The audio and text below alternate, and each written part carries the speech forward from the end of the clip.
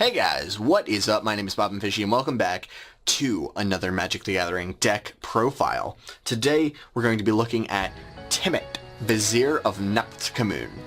I think that's how you say it. Anyway, what does Temmet do? Well, Temmet, he's got a couple of abilities. First off, at the beginning of combat on your turn, you select a token that you control. It does have to target. And you give it +1/+1 and unblockable until the end of the turn. So, basically, what Temmet's going to let you do is he's going to let you swing in with a token. You make it unblockable, pump it a little bit, and that's kind of how the deck works. It's a Voltron token deck. Now, unfortunately, being a Voltron token deck, you aren't going to have commander damage or anything. He's not a token himself, and there is a way to make a token of him. That'll be his second ability, but we aren't there yet. And unfortunately, the token copy of himself does not have commander damage. It's specific to the commander itself. So, speaking of his token copy, he's got the Embalm ability, so you can pay a certain amount of mana, in this case 5, 3, a blue and a white, and you can create, exile from your graveyard, and he can go back to the command zone in that case, and you create a token copy of himself. And guess what? The token can actually target itself, make itself unblockable, and swing in for extra damage. So the token is pretty decent, but that's not really what we're going to do with him a ton.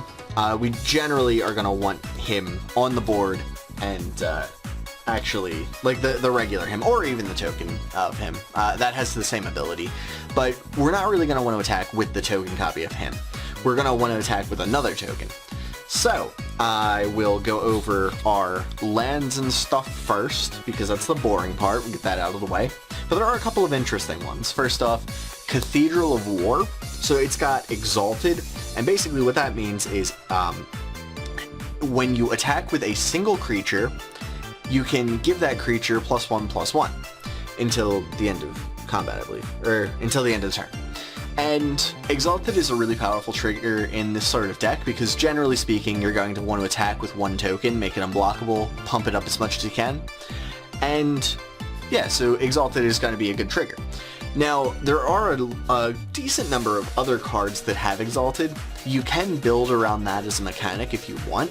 I decided not to. I decided to build just kind of a Voltron-y deck. But Exalted is a very good mechanic. In fact, there's an Angel card that if you have a bunch of creatures, you can, it basically gives all of your creatures Exalted, so that if you attack with one of them, you pump it up by like 1,000,000. And that's really good in a lot of token-themed decks that are more specifically about making a lot of tokens. Temmet can actually work in that sort of deck as the commander, but generally speaking, you're going to want like green in that. Green is very good at making extra tokens, but it is an interesting thing that you can do. I do have a lot of artifacts, so I've got Inventor's Fair and Buried Ruin. I've also got blues, so card draw, so we've got Reliquary Tower. I wanted to make sure that I could get rid of some problematic lands, so Tectonic Edge, Ghost Quarter. Foundry of the Consuls is not amazing. It costs a lot, and you don't get a lot for it, but it's decent if you want it. Then for mana that, lands that produce colors as mana, we've got Command Tower, Prairie Stream, Irrigated Farmland. So these are going to have basic land types, so that can come up. I've got Temple of Enlightenment. Don't ask me to pronounce this. Sergi Refuge, something like that. Tranquil Cove, Azorius Goodgate, Meandering River. I really like the art on this one. Nimbus Maze, Azorius Chancery, and for searching, I do have Flood Plain, and then Evolving Wilds and Terramorphic Expanse. Very good, just searching your basics. Speaking of basics, we do have a few of each, let's say. I think it's 8 and 8, might be 8 and 9, but it is 37 lands total, so that's a good number, in my opinion, for Commander. It makes sure that you open with a decent number. Now, I'm gonna be straight up honest with you. A lot of the main deck here is going to be devoted to the main strategy of creating tokens and pumping the tokens. So We don't have as many ramp and card draw and other sorts of like removal spells as we ordinarily would like, just because the engine for the deck is so big. That said, we do have ramp, we have Soul Ring, we've got Thought Vessel. Inspiring Statuary is fantastic. It's going to give you... it makes it so all non-artifact spells you cast have Improvise, and what that means is you can tap your artifacts to help pay for them. That synergizes really, really well with anything that has, with your equipment, because equipment being tapped doesn't actually make it, like, not usable or anything. You can tap your equipment, and they're still attached, they still have their effects, you can just tap them for extra mana.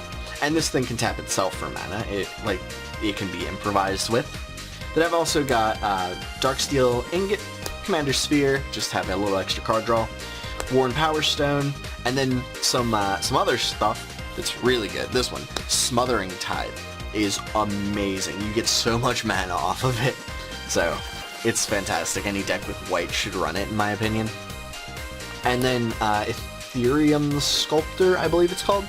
So he's not necessarily ramped for a lot of your spells, but for your artifacts, he can come up, and you get a lot of mana out of him in the long run.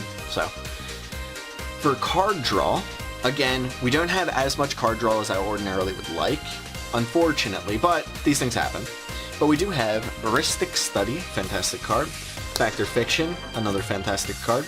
Reverse Engineer, it's got Improvise, so again, it synergizes with our artifact theme. We've got Consecrated Sphinx, who is just amazing card draw. And then I have a bunch of X spells, so Pull from Tomorrow, Stroke of Genius, and Sphinx's Revelation. They're all fantastic card draw cards. So for removal, again, this is more of a generic category, but we do have, so first off, some counterspells. We've got Counterspell, we've got Arcane Denial, and we've got Render Silent, which is a fantastic counterspell. It can really be devastating, especially in later turns. So those are good. We've got Swords to Plowshares, Reality Shift, Fragmentize, and Return to Dust as targeted removal. Again, more targeted removal would probably be ideal, but generally speaking, unfortunately, our main engine of the deck is so large that we didn't have quite as much room as we ordinarily would. Ordinarily, I like at least, say, 7 or so pieces of targeted removal. I guess the counterspells can count in that, but... so then we've also, for board wipes, I do always want to run at least 4 of those. I try to make a point of that. So, Supreme Verdict can't be countered. We've got Cyclonic Rift, which is just bananas. And then I've got a couple that make tokens. So we've got Phyrexian Rebirth and Crush of Pentacles. So this one's really neat. If you cast another spell, you can cast it for 5, and then you create an 8/8 token, which is just awesome. And this thing is great against any deck that has a lot of things on the board. And what it does is it destroys all creatures, then you create an XX token where X is the number of creatures destroyed. So you can, if you like wipe the board of, say, other tokens, you get a really big token. And that obviously synergizes really well with Temmet. Getting these really big tokens is really helpful. So, we've gotten through the boring stuff. Let's talk about the cool stuff. So first off, I'm going to go through some artifacts that let us do awesome stuff. We've got Flare Husk, Sickle Slicer, Bone Horde, Batter Skull, Necropouncer, and the Big Mamma Jamma, Scythe Claw. So, what do these do? Basically, they've all got what's called Living Weapon.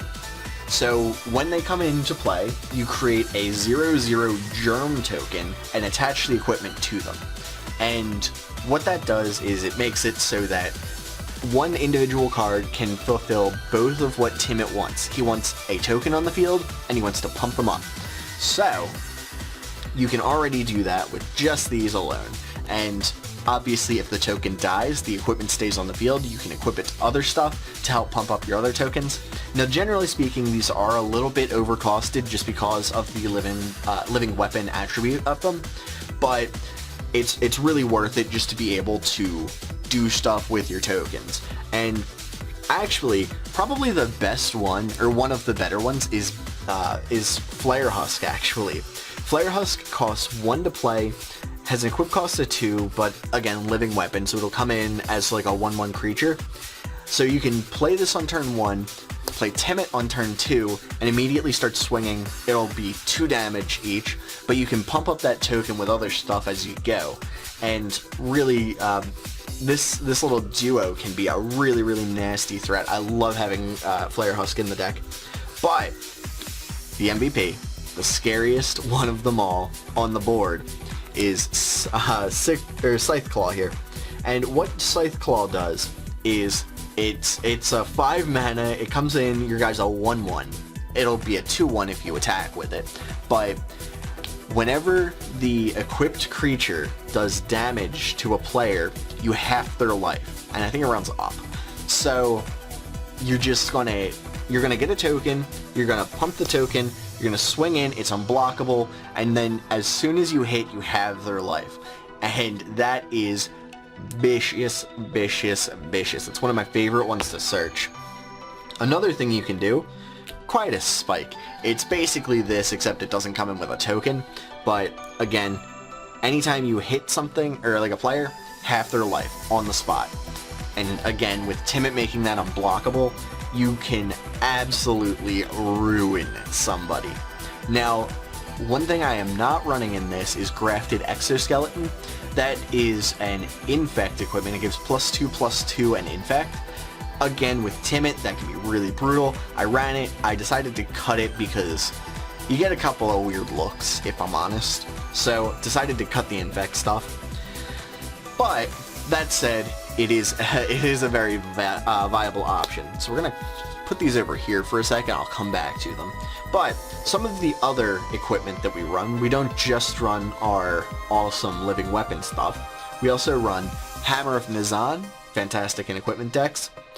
Sigarda's Aid, another fantastic thing. Basically what these are going to do is they're going to let you automatically equip an equipment to a creature you control the turn it comes in. So as soon as it comes in, you can just equip it to stuff. That's going to be really handy in a deck like this. One of my other favorite cards is Bloodforged Battle Axe. Every time you do damage to a player, you create a token copy of Bloodforged Battle Axe. And guess what? Your guy's unblockable. You're going to be creating a lot of tokens. So we have a couple of other ways to do that as well. We're going to put this off to the side with our other things. And again, with both of these, anytime the token copy of Bloodforged Battle Axe comes onto the board, you're going to equip them for free. So, that's cool. So then, we've got Inquisitors Flail, which is, it basically makes your guy do double damage whenever it hits, but it also takes double damage. So ordinarily, if they can block it, then you're generally going to trade creatures. But with unblockable, you're going to be just smacking people for like a million. If you create like an 8/8 octopus and put this on it, you're hitting them for 16, but you're going to pump it, so it's going to be like a 9/9. You're going to smack them for 18. So yeah, this is awesome. Another way we can double up our damage output is Fire Shrieker. One of my favorite cards, actually. I put this in a lot of decks. And Fire Shrieker gives our guy double strike. Another way we can give our guy double strike, this isn't an equipment, but it goes with it, Duelist Heritage. This can also be political, but generally speaking, we're going to give our token double strike, and guess what? It's going to deal first strike damage, creating a token copy, and then it's going to deal regular damage, creating another 2 token copies if we can put this out with Sigarda's Aid and stuff. So basically, your guys can do a lot of damage. Also has amazing synergy with this. So if you have a way to put double strike on your guy, you're going to hit them for half their life, then hit them again for another half their life. It's brutal. So, double strike goes fantastically well with these 3 equipment specifically, so obviously we want that. We also have a couple of ways to search out equipments. But another thing, obviously other equipment synergies, we've got, oh gosh, what's it called? Masterwork of Ingenuity. You create a token that's it comes in as a copy of, not a token, sorry. It comes in as a copy of an equipment you control, or actually an equipment on the field. So if your opponent has a really cool equipment, hey, get one for free. Well, for 1 mana. And then Swiftfoot Boots, which is fantastic. The reason we don't want Lightning Greaves in this deck, which you can run, I guess, if you want to protect Temmet, they can give him Shroud. But generally speaking, Lightning Greaves are going to give your guy Shroud, and Shroud means you can't target it with Temmet's ability. Unfortunately, he is a targeted ability. You target the creature. So you don't want Shroud because that means that you can't give them your trigger, and that means that you can't do all the cool stuff. So for other equipment synergies, we've got Fabricate, which can search any artifact, but generally speaking, we're going to want to get our cool equipment. We've got Stone Hewer Giant. We've got Pure Steel Paladin, which I could have put in with card draw, but he also functions really well with Bloodforged Battle Axe. That's what we're going for, lots of synergies. And then Steel Shaper's Gift and Stoneforge Mystic. Again, really cool, just easy to cast equipment synergies, so that's cool. Next up, we actually have more token synergies. Obviously, we want to create more tokens than we are going to run like pump stuff, and the reason for that is because if we have a bunch of pump stuff and no tokens to pump, then we aren't doing anything. So, really cool, one Dance of Many, you create a token that's a copy of a creature on the board, and you have to pay 2 blue during your upkeep, but it's not cumulative or anything, and you can generally afford to do that. And for only 2 mana, you can target anything. This can create a very powerful token, so that's cool. We also got Cackling Counterpart and my favorite card, well, one of my favorite cards, Quasi-Duplicate. So these are going to create tokens that are copies of creatures you control, but you can also use them from the graveyard, so they've got a little bit of extra synergy with them. Then we've also got Rite of Replication. Generally speaking, we're not trying to make a million tokens, we only really need one big one. But Rite of Replication can be really cool. You can target stuff your opponent controls. If they have a really cool thing with the Enter the Battlefield effect, you can make like 5 of them and just get a lot of value. You can also do it with your own stuff, like Stoneforge Mystic. Making 5 Stoneforge Mystics is pretty good. Reform, generally speaking, he's not super duper handy, but he's cool. I like him. Phyrexian Processor. That's a really good card, let me tell you. You pay life into it, and then you can pay 4, tap it, and create a giant token. So if you want like a 20/20 token, that's how you do it. So, that's neato. Then we've also got Thopter Spy Network. Generally speaking, this is going to be active. It can draw us cards and can do a bunch of cool stuff.